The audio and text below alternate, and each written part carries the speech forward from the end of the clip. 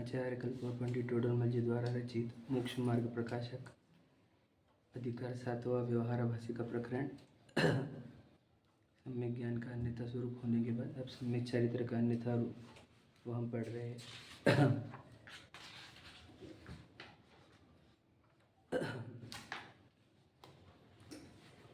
धर्म अर्थात क्या, तो अपने स्वभाव रूप परिणमना और विभाव रूप नहीं परिणमना, बस इतना ही तो धर्म है। हम चेतन वस्तु है, अपने स्वभाव रूप परिणमन करेंगे तो धर्म होगा, यानी चेतना रूप परिणमन करेंगे, ज्ञान दर्शन रूप परिणमन करेंगे, ज्ञान आनंद रूप परिणमन करेंगे, तो ये धर्म है बस। और इसके विरुद्ध अगर हम मोह रूप परिणमन करेंगे, देह के मोह रूप, संयोगों के मोह रूप और राग और द्वेष रूप परिणमन करेंगे तो वो अधर्म है।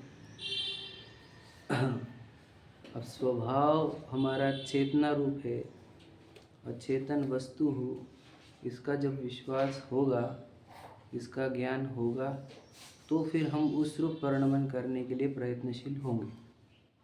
यदि चेतन वस्तु का ज्ञान और विश्वास ही नहीं हुआ तो हम चेतना रूप परिणमन करने के लिए प्रयत्नशील होंगे ही नहीं। तो चेतना रूप परिणमन होगा ही नहीं तो चारित्र कैसे होगा? चेतना रूप परिणमन को ही चारित्र कहते हैं। मतलब क्या कि जहाँ हम अपने स्वभाव रूप अधिक परिणमन करेंगे, स्थिरता, स्थिरता काय में, स्वभाव में स्थिरता, वही चारित्र है। और स्वभाव की अस्थिरता होकर विभावों में आना, वही अचारित्र है, अचारित्र का दोष है ना। अब इतना सरल तो धर्म है हमारा, अब पता नहीं कितना जटिल हो गया, कितना इससे सरल यदि कुछ हो ही नहीं सकता कि अपने वस्तु की पहचान हो जाना कि अपन है कौन सी वस्तु, अपना वस्तु का ज्ञान हो जाना और हम अपने वस्तु रूप परिणमन करें, इतना ही तो धर्म है। पर हम ये फिर लोग अब ऐसे है कि अनंत काल से मिथ्या दर्शन, मिथ्या ज्ञान रूप है, तो देह को मैं मानने की आदत अनंत काल से हमारी चली ही रही है। अब देह को मैं माने है तो देह के ही कुछ कार्य को चारित्र समझता है ना। अब देह में हूँ तो इसके ही कुछ कार्य चारित्र होंगे, इसके ही कार्य धर्म होंगे, ऐसा लगता है। और जहाँ देह वर्किंग में है वहाँ मैं विभावों में रहता हूँ, कि किसको समझेगा? समझेगा नहीं। मेरे यानी ये देह का परिणमन में मेरे विभाव निमित्त होते हैं। यानी जब तक देह परिणमती रहती है, यानी इसमें हलचल होती रहती है, तब तक मेरे तो विभाव परिणमन है, वह तो हमारे चारित्र है ही नहीं, है कि नहीं। जब हम स्वभाव रूप रहेंगे तो देह में भी कोई परिणमन नहीं होगा, समझ रहे कि नहीं। जो काया गुप्ती होती है ना, वो कि हम स्वभाव में है तो देह यानी ज्ञान दर्शन रूप परिणम रहे है, राग द्वेष रूप नहीं परिणम रहे, तो देह में तो कोई क्रिया होती ही नहीं है। मतलब चारित्र में देह की क्रिया का कोई कनेक्शन नहीं, उल्टा देह कुछ ना करे तो चारित्र है, एक अपेक्षा से, व्यवहार से, बाहर से बोला जाए तो, है कि नहीं। ऐसा ही नहीं कि देह नहीं करे तो चारित्र हो जाएगा, वो भी नहीं है। लेकिन कहना ये है कि अगर देखना भी है तो जहाँ देह कुछ नहीं काम करेगी वहाँ ही चांसेस है कि चारित्र होगा। देह कार्य कर रही वहाँ पे तो चारित्र की कोई शंका ही नहीं होती है, समझ रहे क्या नहीं। क्योंकि वहाँ देह का जो कार्य है वो राग या द्वेष से गर्भित ही होगा। यदि वो 28 मूल गुणों के पालन में भी है, आहार विहार निहार की क्रिया में भी है, तो भी वो राग से ही निमित्त पाकर परिणमता है, समझ रहे क्या नहीं। तो चारित्र, फिर वो चारित्र है क्या? नहीं ना, छठो गुण स्थान कहा जाएगा ना फिर उनको, समझ रहे क्या नहीं। चारित्र तो कब कहा जाएगा? जब वो स्थिर रहेंगे अपने स्वभाव में, तो 7वें गुण स्थान के आगे स्थिरता है, समझे क्या नहीं। ये तो अस्थिर परिणति है 6वें गुण स्थान की। जो वो स्थिर नहीं रह सके तो वे आहार विहार निहार आदि क्रिया में, मतलब क्या हुआ, स्थिर नहीं रह सके, मतलब कहाँ स्थिर नहीं रह सके, वही बात है। ज्ञान दर्शन रूप चेतना रूप परिणाम में स्थिर नहीं रह सके तो राग रूप हो गए, उस राग रूप में भी 28 मूल गुणों के पालन हो रहे हैं और वे आहार विहार निहार आदि की क्रिया हो रही है, समझे ना। तो स्थिरता किस में? बोलो स्वभाव में। स्वभाव क्या? चेतना। चेतना क्यों स्वभाव में है? क्योंकि मैं चेतन वस्तु, इस देह प्रमाण हमारी चेतन वस्तु है कि नहीं, उसका स्वभाव चेतना रूप, उस चेतना में न कोई चिंता, न कोई आकुलता, न कोई पीड़ा, न इच्छा, समझ रहे हैं। और ना कुछ करना धरना, ना कुछ भोगना, ऐसी वो चेतना है कि नहीं। वो तो प्रतिभासन रूप है बस, और प्रतिभासती है प्रत्येक वस्तु को, निरंतर ज्ञान दर्शन की पर्याय निकलती है, और वो उसको उस ज्ञान पर्याय में कोई ना कोई एक ज्ञेय बनता है। समझ रहे कि नहीं। ऐसा तो उसका सहज कार्य है। और हम बहुत दूर आ गए हैं ना अपनी मूल वस्तु से, बहुत दूर। तो ये समझना ही कितना कठिन हो गया लोगों को कि चारित्र क्या है और धर्म क्या है। और चारित्र और धर्म के नाम पे वो चर्चा होती है जो अपनी वस्तु से बहुत दूर है। अब उन लोगों को धर्म कैसे समझाए। इसलिए ही कहते हैं जहाँ आत्मा की चर्चा नहीं वहाँ किंचित भी धर्म नहीं। सीधी सीधी बात है। क्योंकि आत्मा मतलब चेतन वस्तु, उसका श्रद्धा ज्ञान होगा तो उसका आचरण होगा। अब यहाँ पर पढ़ते हैं, अपना जाओ।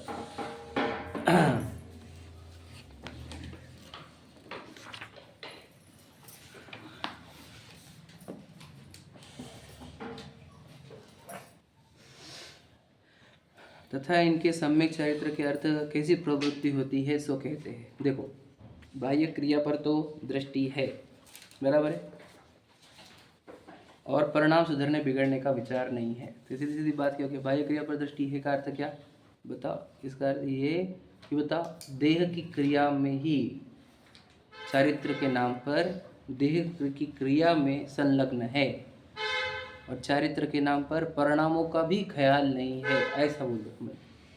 मतलब मेरे पहले बेसिक वो लोग जो चारित्र के नाम पर देह की क्रिया ही करते हैं, परिणामों की तो किंचित भी खबर नहीं है, सुधरने बिगड़ने का विचार भी नहीं है। मतलब क्या विचार भी नहीं कि पर मेरे परिणाम सुधारने के लिए मैं ये करूँ, है ना, परिणाम बिगड़ रहे हैं तो मैं ये उपाय करूँ, ऐसा विचार भी नहीं है, बराबर है। देखो, और यदि परिणामों का विचार भी हो तो जैसे अपने परिणाम होते दिखाई दे उन्हीं पर दृष्टि रहती है।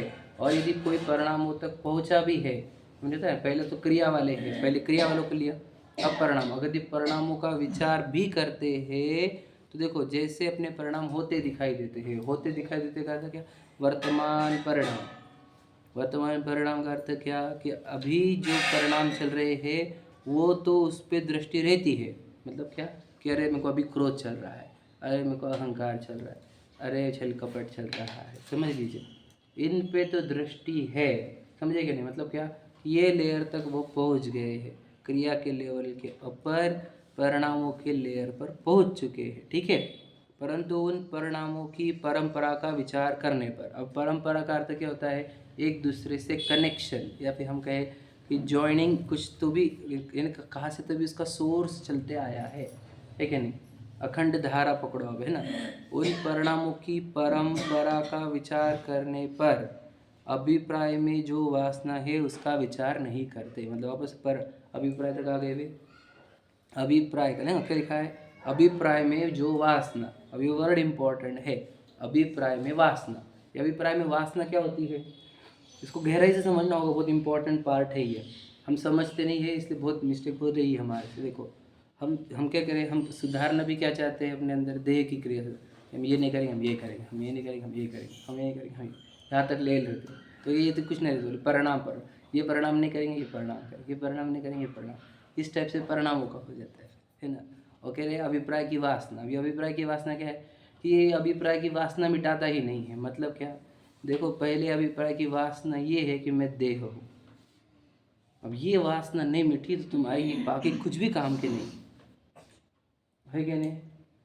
अब ये तो मैं समझो मोटे लेवल की बताया, उसके और बताऊंगा गहरे। तो अभिप्राय की वासना में ये बेटा कि मैं देह हूँ।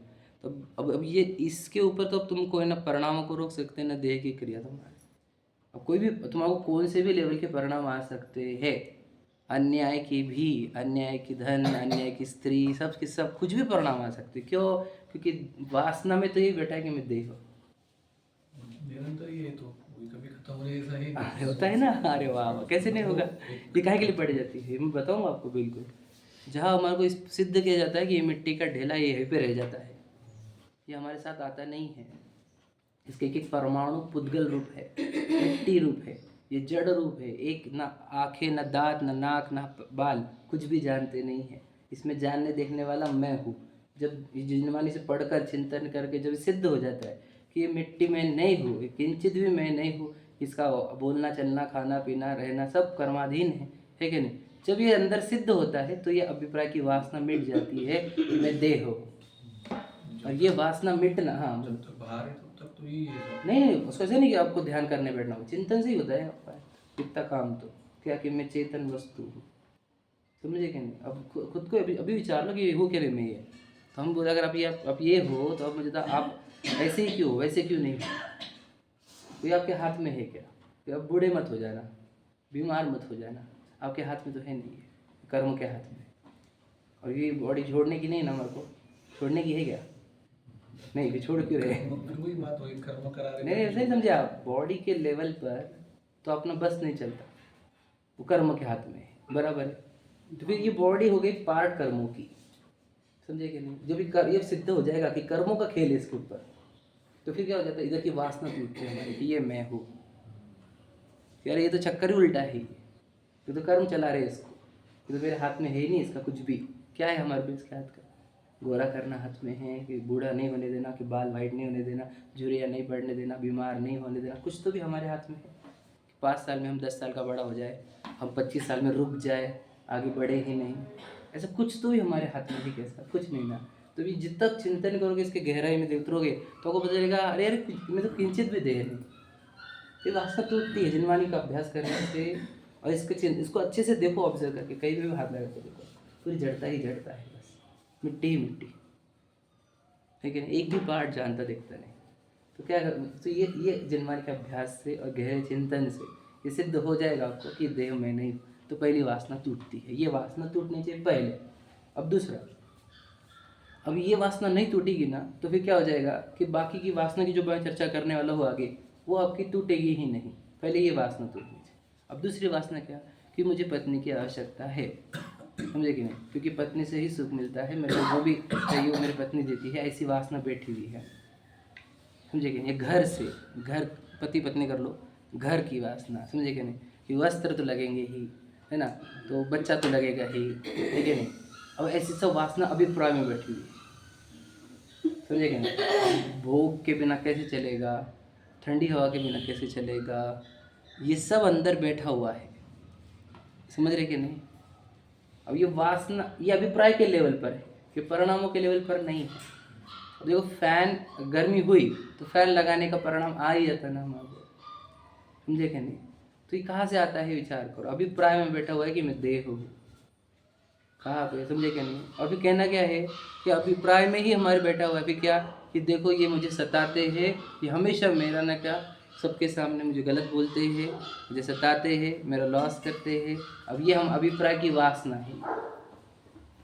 वासना का अर्थ सिर्फ कामासक्ति की बात नहीं कर रहे, आप जिसको ये मान रहे हो कि ये मेरे लिए अच्छा है, समझे कि नहीं, वो सब वासनाएं हैं।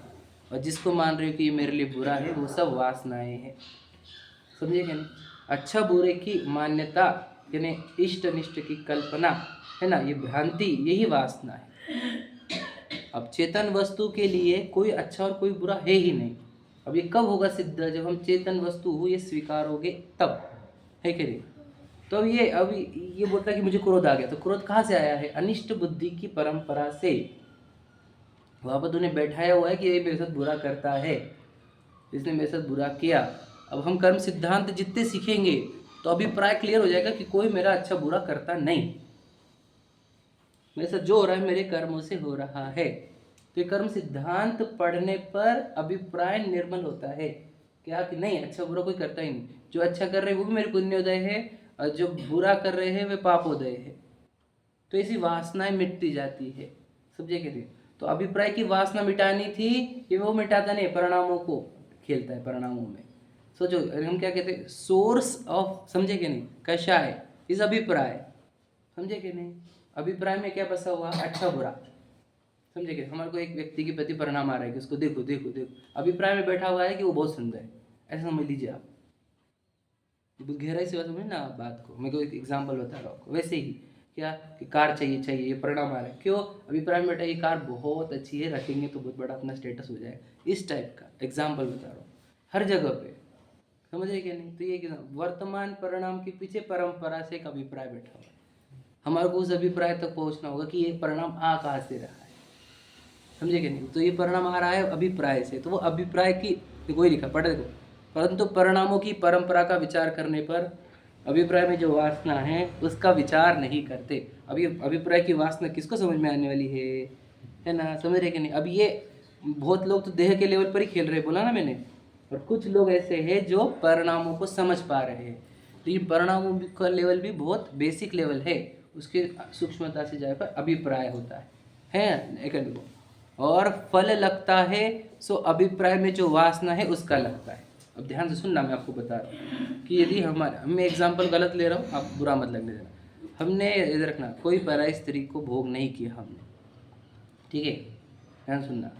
परिणाम कभी कभी आते हैं हमारे को, है कि नहीं, हमने परिणामों को भी दबा दिया, ठीक है, ध्यान, नहीं ऐसे खराब परिणाम है, ये परिणाम नहीं आने चाहिए, गलत है, मेरे को शोभा थोड़ी देता है ऐसे परिणाम आना, तो मैंने परिणाम को दबा दिया, तो फल नहीं लगेगा ना मेरे को, मैंने भोगा भी नहीं और परिणाम भी दबा दिए। तो समझ लीजिए आप क्या बोलना है। अभिप्राय में बैठा है ना कि वो अच्छे है और वो है कि करने योग्य है, बस समझ लेना सब दंड उसका मिलने वाला है, हमको तो पता ही नहीं है। दंड उसका मिलने वाला है, इसका नहीं मिलने वाला कि तुमने क्रिया नहीं करी और परिणाम भी दबा दिए, इसका कुछ फल नहीं मिलेगा, समझे कि नहीं। अभिप्राय में तो बैठा हुआ है ना, तो दंड उसका मिलता है, समझ रहे। अब खेल अभिप्राय का है, हम खेल रहे हैं परिणाम और अभिप्राय, परिणाम और क्रिया पर, है ना। तो वो तो कह रहे देखो, तो और फल लगता है, ये लाइन बोल्ड करके क्यों लिखी है, सो अभिप्राय में जो वासना है उसका लगता है, मतलब समझ रहे। फल मतलब समझ लीजिए, फल कहाँ से आता है बोलो, फल कहाँ से आता है, पेड़ से, और पेड़ कहाँ से आता है, बीज से। तो अभिप्राय क्या है, बीज है, वहां से पेड़ और समझ गए फल आएंगे, समझ रहे। तो ये अभिप्राय ही वो सेंटर पॉइंट है, बिगनिंग पॉइंट है, उगम स्रोत है। तो ये जिनवानी अभ्यास क्यों किया जाता है, अभिप्राय को निर्मल करने के लिए। क्या कैसे अभिप्राय, वो 12 भावना है ना, वो अभिप्राय निर्मल करने के लिए ही है कि अपना कुछ नहीं है ना, ये सब नश्वर है ना, हम समझ रहे, ये हमारा कोई साथी सगा नहीं है, तो ये सब अभिप्राय निर्मल करने के लिए ही है। हम परिणामों से अभिप्राय सुधरेगा क्या, अभिप्राय से परिणाम सुधरेगा? परिणामों से अभिप्राय नहीं सुधरते, अभिप्राय से परिणाम सुधरेंगे। अब आप बोलेंगे परिणामों से अभिप्राय सुधरने के लिए हम जिनवानी पढ़ेंगे, वो भी तो परिणाम ही, मतलब ये ज्ञान आएगा क्या? हाँ, परिणाम में आप ज्ञान पर्याय ही आती है मुख्यतः से, है क्या नहीं, बराबर है। व्यवहार का रास्ता तो व्यवहार का रास्ता यही है, परिणाम से ही अभिप्राय मतलब क्या, अब जिनवानी पढ़ने को आए ना, समझ लीजिए ये जिनवानी का पढ़ना अभिप्राय सुधारेगा आपका, तो ये जिनवानी को पढ़ने को आना ये परिणाम ही हो गए, ऐसा समझ लीजिए, बराबर है क्या नहीं। तो इससे आप अभिप्राय से निर्मल करने का प्रयत्न करेंगे। याद रखना, पुरुषार्थ की अपेक्षा यही कहा जाएगा कि आप परिणाम, ऐसे परिणाम करो जिनवानी पढ़ने के, जिसके आप अभिप्राय सुधरेगा। लेकिन फल लगने की बात आएंगी तो परिणामों का नहीं लगेगा, अभिप्राय का लगेगा, बराबर है क्या नहीं। अभिप्राय से ही आपको उन परिणाम, अभिप्राय से ही तो परिणामों को दबाने का प्रयत्न करें हम, तो कितने परिणाम आप दबा सकते हो ये बताओ, मतलब समझे क्या। अगर हम अभिप्राय निर्मल नहीं करें और परिणामों को दबाए, हाँ समझ लीजिए, तो कितने परिणाम दबा सकते हैं आप। मैंने आपको बताया था कल एग्जाम्पल, आप कुछ काल के लिए तो उस परिणामों से रहित हो जाओगे, लेकिन वो उछल के आएगी वापस से, रुधी हुई कषाय, रुधी हुई कषाय। मतलब अगर आपने अभिप्राय निर्मल नहीं किया तो आज भले ही ना दिखे, लेकिन समय पाकर वो उछल कर आता है।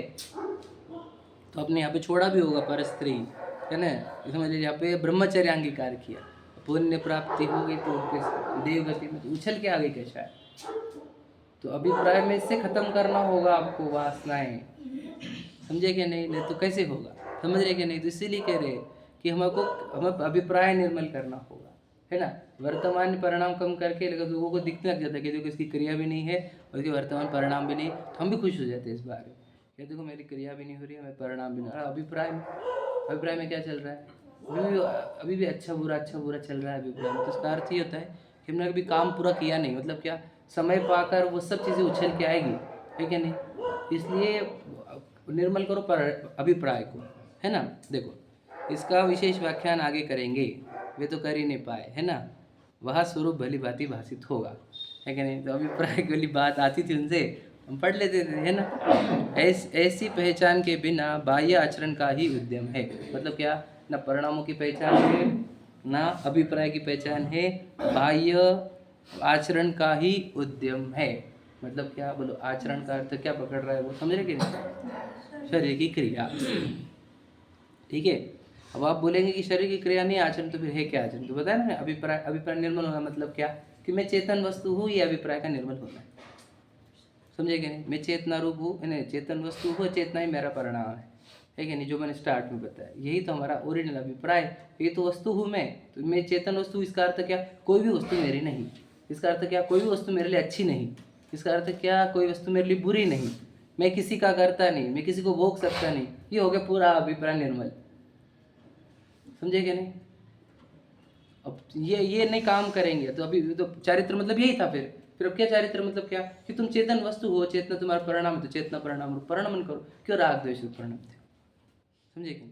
क्यों किसी का मोह कर रहे हो, किसी का राग द्वेष कर रहे हो? समझे कि नहीं? यही चारित्र है। देखो पढ़ेंगे अब। वह कितने ही जीव तो कुल क्रम से अथवा देखा देखी या क्रोध मान माया लोभादिक से आचरण करते हैं।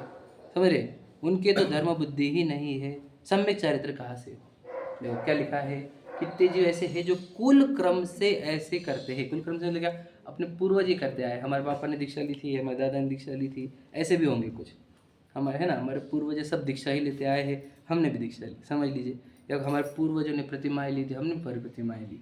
समझे क्या? वो भी प्रतिमाधारी थे, हम भी प्रतिमाधारी है, ऐसे। या देखा देखी कि उन्होंने ली तो हमने भी ली, है कि नहीं? हर जगह पे ऐसा होता है कि नहीं, कि हमारे जो साथ में चल रहा है वो एक काम करे तो हम भी वो काम करने लग जाते हैं, है कि नहीं? तो ये देखा देखी, कुल क्रम से या देखा देखी, ठीक है। या क्रोध मान माया लोभ से, मतलब क्या, मान के लिए भी कर सकता है कोई। समझे कि नहीं? अब क्रोध के लिए, अब एक एक एग्जाम्पल बड़े हैं अब इसके। क्रोध के लिए, मायाचारी से, लोभ से आचरण करते हैं, समझ रहे? तो उनके धर्म बुद्धि ही नहीं है। क्यों धर्म बुद्धि नहीं? क्योंकि कुल क्रम लगाया तो धर्म नहीं चलेगा, देखा देखी हुआ तो धर्म नहीं, कषाय से किया तो धर्म नहीं। मतलब ये सब करने के पीछे धर्म होना चाहिए था, है ना। ड्राइविंग फोर्स धर्म होना चाहिए था, लेकिन ड्राइविंग फोर्स गलत है, इसलिए कि धर्म बुद्धि नहीं है, तो सम्यक चारित्र ही कहाँ से है? समझे कि धर्म बुद्धि ही नहीं है जिनके अंदर, उनके सम्यक चारित्र कैसे? तो क्या है उनको, कि वे जीव कैसे है? तो देखो क्या लिखे है, उन जीवों में कोई तो भोले है, ये बात समझना बहुत इंपॉर्टेंट है। वो तो क्या करे, वो तो बेचारे है क्या नहीं? भोले है ना, उनको तो पता ही नहीं है सब क्या है। और कोई कषाय है, देखो क्या कह, भोले और कषाय, ठीक है। सो अज्ञान भाव वो कषाय होने पर सम्यक चारित्र नहीं होता। ध्यान सुनना। तो भोले बने का आप ये नहीं ले सकते क्या, कि हम भोले, हमको तो पता ही नहीं था, सहारा ले नहीं सकते उसका। क्या हम तो भोले, वो तो भोले है, हम तो भोले, कुछ नहीं चलेगा ऐसा। भोलेपन से भी सम्यक चारित्र नहीं होगा, समझे कि ना। कषाय होने पर तो होता ही नहीं है सम्यक चारित्र। समझे कि नहीं समझे? सीधी बात है। मतलब अज्ञान भी नहीं चलेगा। और बोले अज्ञान है तो क्या हमारा दोष थोड़ी है क्या नहीं? अज्ञान नहीं, तेरा ही दोष है, समझे कि नहीं? वही है। अब बोलते, कुछ लोग बोलते ना कि जिस जानकर करने वाले को ज़्यादा दोष है, या जिनको नहीं जानते हैं तब भी करते उनको ज़्यादा दोष है। प्रश्न ये है, हम बोलते वो नहीं जानता ना, ये उसका बहुत बड़ा दोष है। क्यों नहीं जानता वो? है क्या? जानने की शक्ति नहीं कि उसके अंदर है ना, फिर वो जानने में क्यों प्रयत्नशील नहीं है? समझ रहे? किसी ने बताया ही नहीं उसको कि ये परीक्षा प्रदानी है। बिल्कुल ऐसा ही है। तो फिर वो कुल परंपरा से या देखा देखी करेगा। तो फिर उसे कब तक करना चाहिए? शुरुआत ऐसी की जाती है, मैं हमेशा बोलता हूँ, शुरुआत ऐसी की जाती है, पर आगे कब तक? जीवन भर का देखा देखी करेगा, है कि नहीं? कभी तो बुद्धि लगाएगा कि नहीं? देखो स्वयं लब्धि वाले सब है ना हम तो, और मन सही थे तो विचार करने की शक्ति हमारे अंदर। प्रश्न क्यों नहीं पूछे हम? ये क्यों किया जाता है, कैसे किया जाता है, है ना, समझ, कब किया जाता है, क्यों नहीं पूछा? तो ज्ञान क्यों नहीं हमारे को? ज्ञान की खोज किसने की? किसने ऐसा तो हुआ नहीं किसी ने बहुत सर्च किया और उसको मिला नहीं, और ऐसा होता भी नहीं है। सर्च करने वाले को मिलता ही है। सर्च किसने किया है कि नहीं? सर्च करते तो मिलता भी था, तो खोजा नहीं, इसका अर्थ क्या? दोष किसका? हमारा ही दोष है ना। तो अज्ञान भी हमारा ही दोष है, ऐसा नहीं कि किसी और को। देखो अज्ञान का दोष हम उनको बोलेंगे जो 4 इंद्रिय, 3 इंद्रिय, 2 इंद्रिय असंगी, उनको बोलेंगे बेटा ज्ञान ही नहीं तो क्या करेंगे। लेकिन हमारे केस में तो ऐसा है नहीं ना, मन भी ना हमारे को। और आपको बांधा किसने है कि आप इधर ही रुक जाओ, अब तो सर्च कर सकते थे, है कि नहीं। तो अज्ञान भी याद रखना, ऐसा एग्रीड नहीं है कि नहीं अब हम अज्ञान क्या करेंगे। तो क्लियर कर, भोले जीव होंगे और कषाय जीव होंगे, दोनों को सम्यक चारित्र नहीं। क्लियर था ना, देखो। सो अज्ञान भाव व कषाय होने पर सम्यक चारित्र नहीं होता। मतलब भोला भोला जीव है और चारित्र पालन कर रहा है, समझे कि नहीं। और कषाय से नहीं कर रहा है, अज्ञान से कर रहा है, तो सम्यक चारित्र है क्या? क्योंकि नहीं है, समझे कि नहीं। कषाय वाला तो नहीं है वो, लेकिन भोला है, तो भोले जीवों का भी धर्म नहीं है ये, समझे कि नहीं। समझ नहीं ना, आरोप उसको पता नहीं, चार इंद्र असंगी जीवों के अंदर हम कहेंगे कर्मों के ऊपर आरोप, क्योंकि कर्म ने उनका ज्ञान इतना भी किया है कि उनको अभी वो चाहे भी तो नहीं समझ सकते।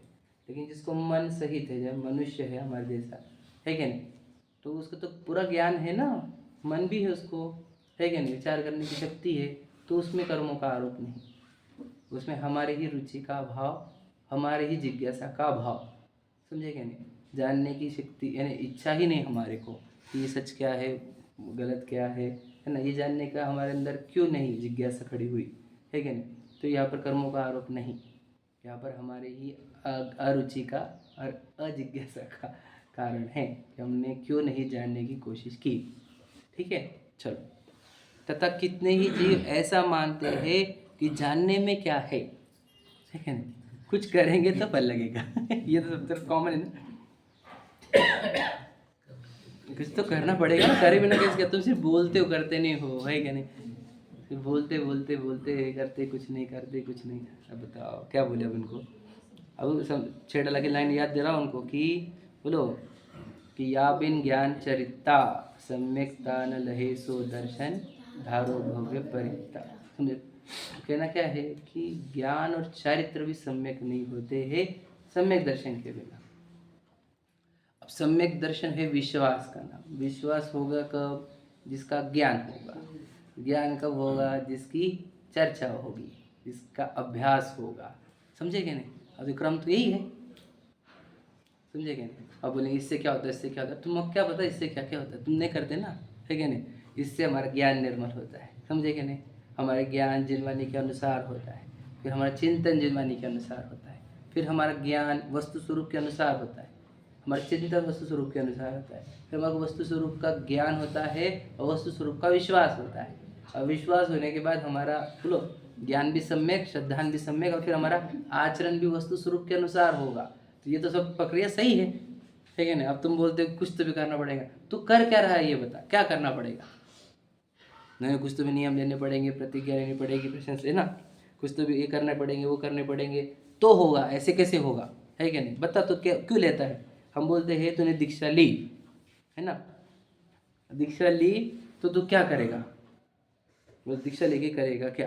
प्रश्न ये हमारा गहरा प्रश्न है, इम्पोर्टेंट प्रश्न है। ये बताओ कि दीक्षा लेंगे कि नहीं लेंगे, सिर्फ मुंह बजाते रहेंगे कि दीक्षा लेंगे बराबर है कि नहीं। हम तो दीक्षा लेके करेगा क्या, बता। दीक्षा क्या के लिए ली जाती है बोलो? स्थिरता। किस में? स्वरूप में। स्वरूप क्या? चेतना। चेतना रूप है ना, चेतना स्वभाव, है कि नहीं। अब चेतन स्वभाव का चर्चा है तभी है कि तेरे पास चेतन वस्तु का ज्ञान तभी किया है क्या तूने? कितना अभ्यास है तुझे चेतन वस्तु का? चेतन वस्तु की स्टडी है क्या तुझे? तो अब स्थिरता किस में करेगा? स्थिरता कहाँ होती पता है ना आपको? अब वो बोलने की जरूरत तो है ना मुझे। पूरे राग और द्वेष में स्थिरता है पूरी। अभी करने का क्या कर रहे हैं आप? हमने दीक्षा ली, तुमने क्या करा भैया? तू समझ नहीं रहा, प्रतिज्ञा भंग और सबका क्या पाप है, तो समझता ही नहीं। सब लिखा हुआ है, पढ़ते अपन देखो। ऐसा विचार कर व्रत तप आदि क्रिया ही के उद्यमी रहते हैं कि व्रत करो तप करो। हम बोलते व्रत किया, क्यों किया बता। हम पूछते हैं कि व्रत किया ना, किसने किया ये बता पहले तो, समझे और किसके लिए किया ये बता, ठीक है नहीं। तब किया ना, तो किसने किया और किसके लिए किया ये बता, हर चीज़ के बारे में। ये तो समझता है कुछ नहीं है, नहीं नहीं हमारा क्या लेन देन, व्रत और तप करने के बोले है तो हम वो करेंगे, समझे क्या नहीं। बता क्या था व्रत का मीनिंग, बोलो व्रत का मीनिंग क्या होता है? हाँ हाँ हाँ, विरति व्रतम। तो विरति मतलब क्या, बोलो आसक्ति नहीं होना, समझे कि नहीं, विरक्ति छोड़ देना उसको, है कि नहीं। तो तब ये आसक्ति छुट्टी है क्या, नहीं टूटी। कैसे टूटेगी आसक्ति, बताओ कहाँ से टूटती आसक्ति, अभिप्राय के निर्मल करने हुआ, ये कुछ भी काम का नहीं है मेरा, अभिप्राय में ये बैठेगा तो आसक्ति टूटेगी तो विरक्ति आएगी। विरक्ति, अब देखो आसक्ति विसक्ति तू तोड़ी नहीं और इधर से व्रत लिए है, तो बताओ क्या होगा। उसका लिखा है आगे कि क्या, आगे है वो आगे के पेज पर क्या, कि वो छोड़ तो देता है पर वो परिणाम बिगड़ते रहते, याद आती रहती है, हम तो बोलते भी है कि नहीं। काउंटडाउन चालू, हाँ काउंटडाउन भी चल रहा था, रिवर्स काउंटडाउन 10 9 8 तो कहना क्या है कि वो आसक्ति तो टूटी नहीं और फिर व्रत भी है, ये कैसे व्रत हुए, समझेगे नहीं। आसक्ति तोड़ने के लिए व्रत लिया अलग बात है, समझेगे नहीं, पर बात अभिप्राय को निर्मल किया क्या, अभिप्राय में तो ये बैठा हुआ है कि वो अच्छी चीज है, फिर भी व्रत क्यों लिए है, बताओ क्यों लिए है व्रत, क्यों, फिर देखा देखी कषाय, समझेगा नहीं, कुलक्रम, इस प्रकार। तो आसक्ति शुरुआत में लेता है ना वो, तो परिणाम बहुत अच्छे रहते हैं, लेकिन बाद में वो नहीं, यही सही है, यही सही है, बस फिर उठ जाता है, संतुष्ट हो जाता है। बिल्कुल सही बात है। मैंने हमने तो ये बोला भी है कि भाई जब परिणाम, जब दीक्षा लिए थे तो क्या सोच के लिए थे और कर क्या रहे हो। जैसे आप देखेंगे, याद करेंगे तो देखो, जब वो समाधिस्थ साधु है, वे समाधिस्थ साधु जो है ना, वो मांगते हैं कुछ, तो बोलते याद कर जब दीक्षा ली थी वो टाइम को याद कर, क्या बोला था तो इससे उसको दृढ़ करते हैं कि अरे देख अपने परिणाम, है क्या नहीं, सिद्धिकरण, बिल्कुल सही बात। तो दीक्षा लेने के काल को याद करो क्यों दीक्षा ली थी तूने, इतना क्यों छोड़ा था सब, इसलिए छोड़ा था क्या, है कि नहीं। तो फिर उसको ये याद दिला के उसकी स्थितिकरण करते, वो भी दृढ़ हो जाता है अपने नियमों में, समझ में आ गया कि हाँ मैं तो इसलिए दीक्षा ली थी, समझ रहे। तो ये दीक्षा लेने के काल में तो सही है, ऐसा बोल रहे हैं ना, विचार तो अच्छे रहते, पर क्या है देखो, फिर भी तत्व ज्ञान बहुत आवश्यक है। तत्व ज्ञान के बिना बहुत मतलब असंभव है ये सब, है क्या नहीं। नट सम्राट कहा जो नटी, तो नाटक करता है, ऐसा लिखा क्लियर, मुनि का नाटक करता है, समझ रहे, ओरिजिनल नहीं है, ऐसा लिखा हुआ है सब शास्त्र। देखो तो क्या व्रत तप आदि क्रिया ही के उद्यम में रहते हैं, तत्व ज्ञान का उपाय नहीं करते। तो कितने दी जाएंगे आपको व्रत यहाँ पर और हम बाद में, समझे क्या नहीं, लेकिन तत्व ज्ञानी बहुत कम मिले। अब क्या प्रॉब्लम है ये, अब ऐसा कैसा क्रम लाया तुमने कि पहले व्रत ले लो तत्व ज्ञान को बाजू में छोड़ दो, ये सिखाता कौन है, मैं तो प्रश्न ये पूछता, ऐसा क्यों सिखाते यार आप कि व्रत तब ले लो, व्रत तब ले लो, और तत्व ज्ञान नहीं कराएंगे, व्रत तब करने में लगा, समझेगे नहीं। अब देखो इतने साल से हम सिखाते, मैंने एक को भी कुछ भी नियम लेने को बोला नहीं आज तक, एक को भी नहीं बोला, यहाँ पर भी नहीं, वहाँ पर भी नहीं, कहीं पर भी नहीं, और लिए भी होंगे बहुत सारे लोगों ने। तत्व ज्ञान करो ना आप, बाकी तो सब क्रम से छोड़ते ही है, सब हो जाता है वो, समझेगा नहीं। तुम छोड़ने को क्यों बोल रहे हो, पहले उनको ये ग्रहण करो कि पुन चेतन वस्तु, और ये निरर्थक है, फालतू है, ये सेंसलेस है ये। अभी समझ में आ गया उनको कि ये सेंसलेस है, ज़्यादा दिन करेंगे नहीं, वो छोड़ ही देंगे उसको। आप मतलब लॉजिक नहीं दे रहे हो उनको वो चीज़ों को छोड़ने का, और छोड़ने को लगा रहे हो। और मेरा बुद्धि ये बोलती है कि पहले लॉजिक दो कि क्यों छोड़े जाते हैं, तो छोड़ना सहज हो जाएगा उनके लिए, है क्या नहीं। अब छोड़ने की मतलब वही तैयारी, बोला भी हो जाता है, और छोड़ो छोड़ो छोड़ो छोड़ो, तो ये क्यों लाया है ऐसा मुझे समझ नहीं आता कि पहले तो व्रत तप करो, है ना, तत्व ज्ञान को साइड में कर दो, है क्या नहीं। ये बहुत गलत प्रथा, और ये पंचम काल का ही प्रकोप है, ये इसी टाइप का ट्रेंड क्रिएट हो गया। तत्व ज्ञान पहले समझे क्या नहीं, फिर ये व्रत तप। देखो लिखा भी है, मैं बताऊंगा आपको। सतत्व ज्ञान के बिना महाव्रतादि का आचरण भी मिथ्या चारित्र नाम पाता है। ये पढ़ो जरा कितना गहरा लिखा है, क्या लिखा है, तत्व ज्ञान के बिना महाव्रतादि का आचरण भी मिथ्या चारित्र, याद रखना, अचारित्र नहीं कहा है, बहुत इंपॉर्टेंट है, मिथ्या चारित्र कहा है। मतलब देखो वो क्रिया तो कितनी बेटर है। अब महाव्रतादि का दो लाइन क्या है, महाव्रतादि का आचरण, तो महाव्रतादि का आचरण गलत वाला क्या सही वाला, ध्यान सुनना, महाव्रतादि का आचरण सही वाला को भी मिथ्या चारित्र नाम है। मतलब अगर देह की क्रिया अगर चारित्र होती तो ये महाव्रतादि के सच्चे आचरण को भी मिथ्या चारित्र नाम कैसे पाता, समझे नहीं क्या बात बोल रहा हूँ मैं, कि देह की क्रिया किंचित भी चारित्र का नाम पाती नहीं है, क्योंकि नहीं तो फिर ये महाव्रतादि के पालन वाले को मिथ्या चारित्र नाम नहीं दिया जाता। हाँ बिल्कुल, और समझे क्या नहीं? लेकिन भैया जो द्रविड़ मुनि है हाँ। उसका आचरण कोई देखा, हाँ सामने वाले तो बोले यार उसका सब नहीं चलेगा, हाँ समझ में, बात तो सही है। तो वो सही रहेगा ये सब नहीं चलेगा। हाँ बिल्कुल सही है। अब द्रव्य लिंगी क्या, और तत्व ज्ञान उसके अंदर क्या है वो हम परख नहीं सकते। आप तो छोड़ दो, केवल आप द्रव्य लिंगी हो ये सोच के चलो आप। ये तो दूसरों के लिए ही नहीं, अपने लिए है। तो समझे क्या?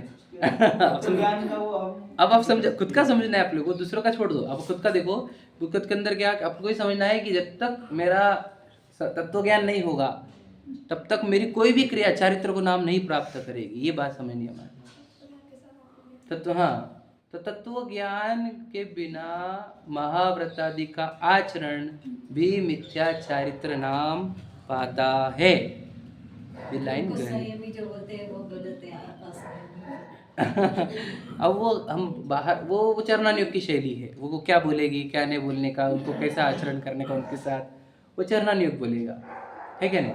वो तो सब वहाँ से सीखेंगे अपन, है ना। और वापस सिखाया भी जाता है कि अगर दिख रहा है बाहर से महाव्रत आदि का पालन, तो आपको वैसा ही विनय करना है। समझे क्या नहीं? जो आप एकदम भावलिंगी के साथ करेंगे, किंचित भी फर्क नहीं, है क्या नहीं? तो ये चरणानुयोग की शैली है कैसा करने की। लेकिन आपको बताना ही चाहते हैं कि आप उनको अगर देखेंगे कि तत्व ज्ञान नहीं है तो कह रहे हैं कि वो मिथ्या चारित्र नाम पाता है। तो ये अब किसी और का नहीं, अरे हमने मुनिव्रत धारे ना अनंत बार, तो हम भी तो वैसे ही मिथ्या चारित्र में थे, समझ लीजिए, है क्या नहीं? हाँ 1 मिनट लगेगा, है ना? ठीक, हाँ हाँ।